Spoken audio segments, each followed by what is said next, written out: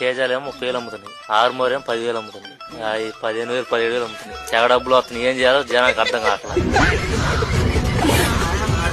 చేతి 30,000 అమ్ముతుంది ధర. 30,000 పక్క.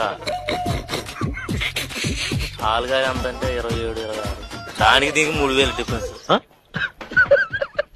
కాదన్నా రైతు భరోసాలు 20,000 వేస్తానన్నాడు చంద్రబాబు నాయుడు గారు. 20,000 కాడికి వేయలేదని అంటున్నారు కదా. 22,000 పడితే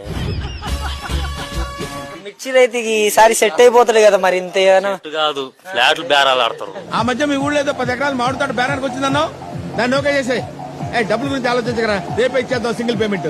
గ్యాస్ అన్నారు, నిరుద్యోగ భృతి అన్నారు, ఫ్రీ బస్ అన్నారు, అన్ని వస్తున్నాయా? ఆడవాళ్ళకి ఏం పని లేక తిరుగుతావరు బస్సుల్లో, ఫ్రీ బస్సుల్లో.